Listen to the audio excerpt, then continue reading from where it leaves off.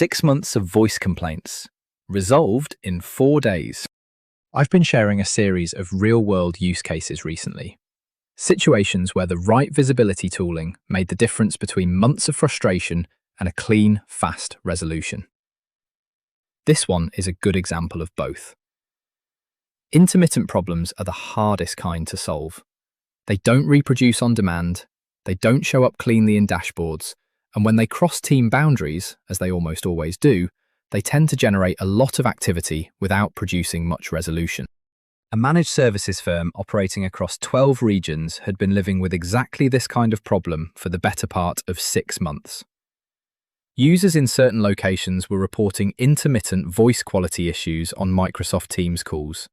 Breakup, latency, occasional drops. The pattern was inconsistent enough to resist diagnosis and dispersed enough across the estate that no single team owned the investigation in any meaningful way. The network team reviewed quality of services policies. The UC team checked Teams call quality dashboards. Support tickets were raised, investigated, and closed. However, the complaints kept coming. When VOSS was brought in, the first thing we deployed was VOSS NetFlow across the affected sites. Within 48 hours, a pattern had emerged that hadn't been visible through any of the existing tooling. At 3 of the worst affected locations, Teams media traffic was being routed through VPN concentrators that were hitting capacity thresholds during peak usage windows, roughly 10 to 11 AM and 2 to 3 PM daily. The issue wasn't with Teams. It wasn't with the local network. It was a bandwidth contention problem at a specific point in the path, and it was only visible when you could see the full traffic flow end to end. Armed with that data, the network team made targeted capacity adjustments and implemented media bypass for Teams traffic at those locations. The voice quality complaints stopped within days. What stayed with the IT director wasn't the speed of the fix.